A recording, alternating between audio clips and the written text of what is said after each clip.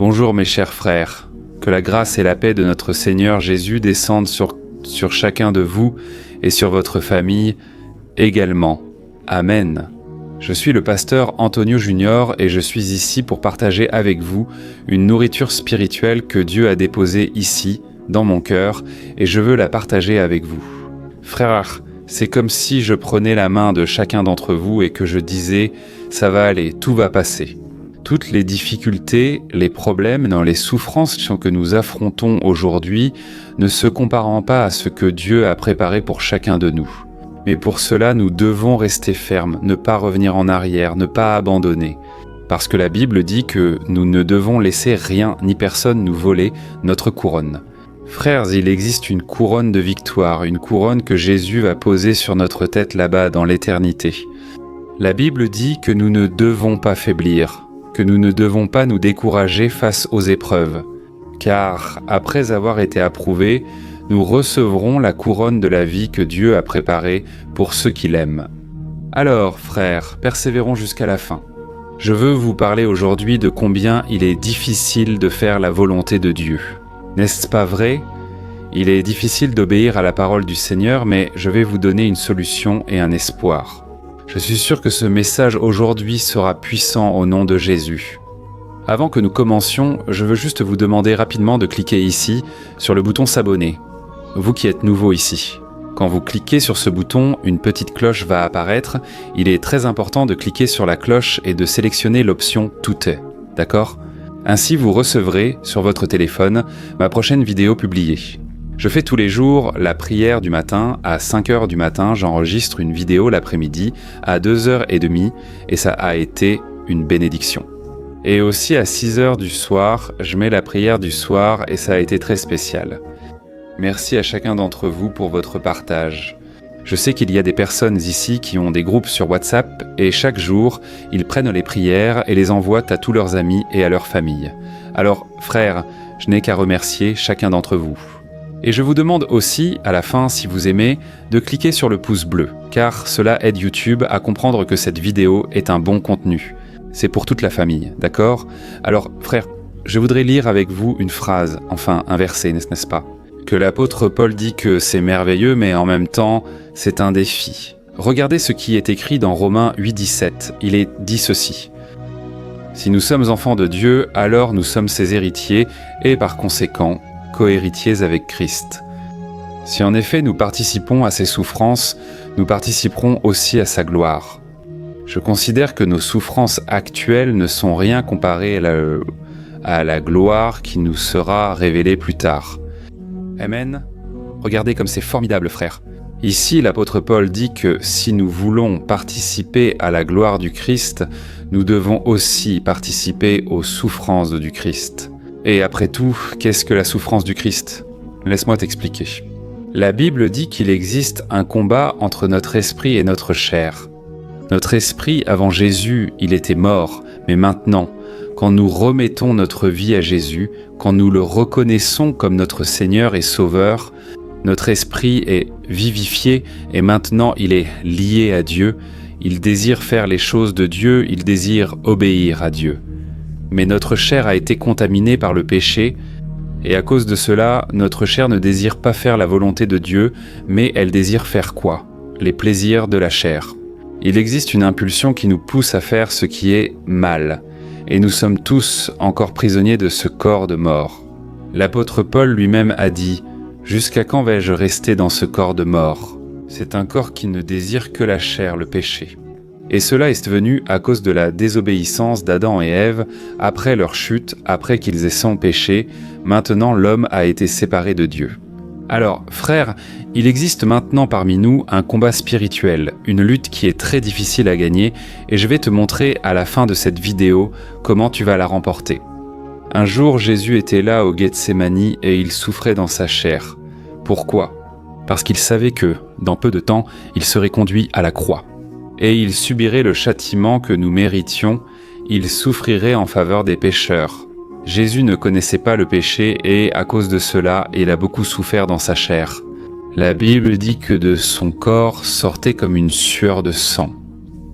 Frère, la souffrance du Christ a été terrible, et il est venu vers les disciples et a dit « Mon âme est profondément triste jusqu'à la mort.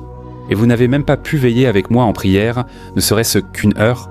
Écoutez, laissez-moi vous dire une chose.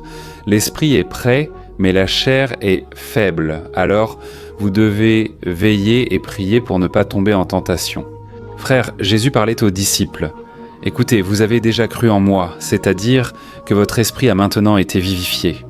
Vous êtes prêts à habiter au ciel. Mais la chair est faible et maintenant vous devez veiller et prier pour ne pas tomber dans la tentation. » Alors, que signifie participer à la souffrance du Christ ? Cela signifie que lorsque vous affrontez ce combat de l'esprit contre la chair et que vous décidez d'obéir à l'esprit, votre cœur devant Dieu, vous savez ce qui va se passer ? Votre chair va souffrir. Frères, comme c'est difficile. C'est très difficile quand on décide d'obéir à Dieu, parce que la chair, elle s'affaiblit. Vous comprenez ? Mais à mesure que vous marchez avec le Seigneur et que vous lui obéissez, en décidant dans votre cœur d'obéir à Dieu, alors, frères, cela devient de plus en plus facile, donc vous devez comprendre cela. Il faut que vous obéissiez, parce que si vous ne prenez pas cette décision, vous n'allez jamais affaiblir votre chair. Votre chair va toujours crier, vouloir le pécher de plus en plus, et si vous la nourrissez, votre esprit deviendra faible. Vous avez compris, frères ? C'est un peu simple, mais en même temps complexe à comprendre, et vous ne l'expérimentez que dans votre propre vie, dans votre quotidien. Je me souviens quand je me suis converti, à 18 ans, j'ai dû affronter ce combat et j'étais déterminé. Je veux fortifier mon esprit et je veux affaiblir ma chair. Je veux obéir à Dieu, parce que la Bible dit, dans Romains 8, que celui qui marche selon sa chair ne peut pas plaire à Dieu. Frère, il ne s'agit pas de savoir si je serai condamné ou puni par Dieu si je pêche. Non, frère, Dieu ne change pas. Dieu continue de t'aimer, il n'arrêtera pas d'accomplir ses promesses dans ta vie. Dieu reste miséricordieux, il continue de t'aimer. Le problème, c'est que le péché, lui, il te change. Le péché ne change pas Dieu, il te change toi. Et plus tu pêches, plus tu deviens froid spirituellement, plus il devient difficile de chercher Dieu. Commence à demander aux personnes qui se sont éloignées, qui se sont égarées du chemin, si pour elles c'est facile de revenir. C'est très difficile, frère. Il y a des personnes qui sont restées 20, 30, 40 ans loin et qui mènent un grand combat intérieur. Pourquoi ? Parce qu'autrefois, elles ont commencé à laisser de la place au péché. Ont commencé à laisser le péché entrer dans leur cœur et après, cela devient de plus en plus difficile. Alors, frères, nous devons obéir à Dieu. Amen. Je sens que je parle ici à beaucoup de personnes et bon non. Et je vous demande d'écrire ici en bas, dans les commentaires. Dieu me parle aujourd'hui. Cela va encourager d'autres personnes à vouloir entendre ce message si important. Et je me souviens qu'au début, n'est-ce pas, de ma conversion, j'avais 18 ans et j'avais l'habitude d'aller chaque année au parc des expositions de ma ville. Frère, j'adorais cet endroit. C'était un lieu où je pouvais boire, où je pouvais être avec qui je voulais. C'était un lieu de plaisir charnel. Et quand je me suis converti, soudainement, le jour de ce parc est arrivé, ce fameux parc des expositions. Frère, et ce qui est intéressant, c'est que depuis chez moi, je pouvais entendre la musique qui jouait là-bas au parc. Parce que c'était un endroit très ouvert et très élevé, alors le vent amenait le son et il passait chez moi, n'est-ce pas ? Et alors, je me souviens qu'une nuit, frère, j'ai décidé de marcher avec Dieu en lisant la Bible. Soudain, j'ai entendu la musique. À ce moment-là, j'ai commencé à voir à quel point il est difficile d'obéir à Dieu, à quel point il est difficile de faire la volonté du Père. N'est-ce pas vrai ? Et à ce moment-là, j'ai commencé à me demander « Mais pourquoi est-ce que je ne peux plus aller au parc d'exposition ?» Mais tout le monde y va, même les gens de l'église, je le sais. Il y a des gens de mon église qui sont là-bas dans ce parc en ce moment. J'ai commencé à prier Dieu, mes frères. J'ai commencé à parler comme un fils, vous savez, à répondre à son père, à sa mère. J'ai dit « Dieu, tout le monde y va, pourquoi pas moi ?» Alors mes frères, le Saint-Esprit a soufflé d'une manière très douce dans mon cœur. Il a dit « Tu n'es pas tout le monde, frère ». Ça m'a vraiment touché, c'était comme si c'était ma mère, tu sais, qui disait « Tu n'es pas tout le monde. Arrête de te comparer aux autres, regarde à l'intérieur de toi. » Et à ce moment-là, le Saint-Esprit a commencé à parler à mon cœur et il a commencé à dire « Regarde, ça vaudra la peine. Ton sacrifice n'est pas vain, ce que tu fais n'est pas inutile. » Et sache une chose, ce que j'ai pour toi est unique, c'est particulier. Ne te compare pas aux autres, car j'ai quelque chose de spécial à accomplir dans ta vie. Amen. Frère, de la même manière que Dieu m'a parlé, il te parle aujourd'hui ici. J'ai quelque chose de spécial à accomplir dans ta vie. Ne recule pas, continue d'obéir, continue de renoncer à des choses qui, pour toi aujourd'hui, sont importantes, dit le Seigneur. Dieu te parle. Renonce à ce que tu considères comme important aujourd'hui, afin que tu reçoives quelque chose de bien plus grand que j'ai préparé pour toi. Alléluia. Frère, Jésus lui-même a raconté une parabole disant que le royaume de Dieu est semblable à un homme qui possédait beaucoup de petites pierres précieuses, jusqu'à ce qu'il découvre une pierre bien plus précieuse et de grande valeur. Vous savez ce qu'il a fait? Il a tout vendu pour l'acquérir. Jésus disait ceci: « Écoutez, frères, si vous voulez quelque chose de précieux, si vous voulez ma gloire, ma présence, vous devez renoncer à ce qui est important pour vous. Beaucoup de choses que vous avez dans votre vie sont des péchés, elles déplaisent à Dieu. Tant que vous n'y renoncez pas, vous ne recevrez pas la récompense du ciel pour votre vie. Amen. » Alors, frères, c'est le message que je voulais vous apporter aujourd'hui. Nous devons encore renoncer à beaucoup de choses, mais la bonne nouvelle, c'est la suivante. C'est ce que j'allais dire maintenant, à la fin de la vidéo. La bonne nouvelle, c'est que lorsque ton appétit charnel n'est plus aux commandes et que tu commences à obéir à la voix du Saint-Esprit, tu commences à marcher avec Dieu, tu sais ce qui se passe, ça devient de plus en plus facile. Frère, des choses jadis si difficiles pour moi à surmonter, dépasser ou abandonner, aujourd'hui, pour moi, ça ne fait plus la moindre différence. Tu sais pourquoi? Parce que j'ai tellement renforcé ma foi, ma communion avec Dieu, que ces choses sont restées derrière moi. Aujourd'hui, il m'est si beaucoup plus facile d'obéir à Dieu parce que j'ai fait des renoncements dans le passé. Alors, tu ne feras l'expérience de la puissance de Dieu, de sa gloire, qu'à mesure que tu renonceras à ce qui est terrestre, charnel. Amen. Je suis sûr que le Saint-Esprit accomplira une belle œuvre dans ta vie. Et tu peux décider aujourd'hui.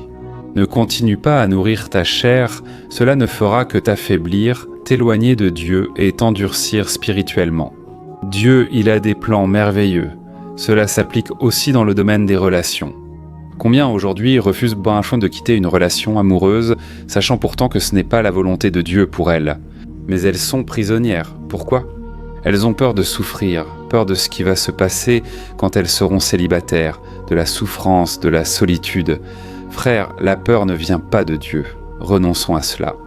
Dieu a quelque chose de spécial pour toi, femme, qui te sens souvent seule, et tu restes accrochée à cet homme qui ne vaut rien, qui ne fait que t'éloigner de Dieu, qui ne t'emmène que vers le péché. Renonce à cela. Prends cette décision aujourd'hui, Dieu te parle. Si tu renonces au péché, Dieu va te donner des choses tellement grandes, tellement merveilleuses, que tu n'imagines même pas. Amen. Et surtout quand tu retires quelque chose qui est important pour toi, mais qui est un péché, il reste vraiment ce vide dans ton cœur. Mais Jésus lui-même a dit que si tu commences à boire de l'eau qu'il te donne, tu n'auras plus jamais soif. Amen. Prends possession des promesses du Seigneur. Il va enlever cette soif des choses du monde, du péché. Il va te remplir de la gloire qui est réservée pour toi. Alléluia. Alors, frère, maintenant nous allons prier. Je veux intercéder pour ta vie. J'ai déjà apporté ici l'huile de l'onction. Et je veux, dans l'obéissance au Saint-Esprit, je veux prier pour toi maintenant. Et la Bible dit, il existe une promesse dans la Bible pour l'onction de Dieu. Elle dit que l'onction brise tout joug. Frère, il y a des jougs que nous portons qui ne viennent pas de Dieu. Parce que Jésus a dit, mon joug est doux, il est léger, mais le joug du diable est lourd. Il provoque dépression, anxiété, peur, culpabilité. N'acceptez plus cela. L'onction de Dieu sur votre vie aujourd'hui, si vous décidez d'obéir, elle va briser toute l'oppression du diable. Amen. Gloire à Dieu. Je vais étendre les mains. Vous pouvez fermer les yeux où vous êtes. N'oubliez pas de partager cette prière à la fin. Beaucoup de vies seront touchées, j'en suis convaincu, au nom de Jésus. Prions. Gloire à Dieu. Seigneur mon Dieu et mon Père, je me tiens en ta sainte et puissante présence. Père, merci pour ce message si spécial. Comme il est bon de t'obéir, mon Père, comme il est bon de marcher en ta présence. Ô Seigneur, mon Dieu et mon Père, je place devant toi la vie de mes frères, de cette femme, de cet homme. Père, comme il est difficile, mon Dieu, d'obéir à ta parole, comme il est difficile de renoncer à la chair. Mais Santo Dieu, mais Seigneur, le cœur de ces personnes est ouvert maintenant. Ô mon Dieu, elles sont repentantes, elles crient-praquent pour ton aide, pour ta force. Ô Jésus, tu nous as toi-même dit que sans toi nous ne pouvons rien faire. C'est pourquoi Jésus, nous sommes ici, abandonnés à toi, te demandant « Aide-nous à vaincre le péché, aide-nous à faire uniquement ta volonté. » Nous voulons marcher dans l'obéissance, nous connaissons déjà ta parole, il ne nous reste plus qu'à obéir, et nous comptons sur ton aide, Saint-Esprit. Ce vide dans le cœur, seul le Seigneur peut le combler.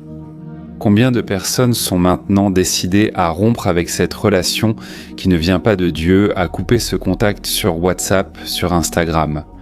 Seigneur, ces personnes sont décidées à abandonner le péché. Et ta parole dit que celui qui confesse et abandonne le péché obtiendra miséricorde. Je te remercie, mon Père, pour ta grâce qui est sur nous, aujourd'hui. Je crois qu'aujourd'hui, avec l'onction que le Seigneur répand, je suis ici les mains levées. Ô Père, je te demande, brise tout joug de Satan, détruis, mon Père, tout joug du péché, tout joug de la mort, pensée de défaite, pensée de mort, je les réprimande au nom de Jésus. Je réprimande maintenant toute pensée intrusive, pensée de péché, de promiscuité, de prostitution, je les réprimande au nom de Jésus. Je te demande, mon Père, fais que l'homme infidèle soit fidèle à sa femme. Fais, mon Père, que celui qui mentait devienne une personne honnête, vraie à partir d'aujourd'hui. Ô mon Dieu, rends-nous capables d'être saints, car ta parole dit que sans sainteté, personne ne verra le Seigneur. Ô mon Dieu, je te demande maintenant de sceller cette prière avec ta présence, avec ta paix.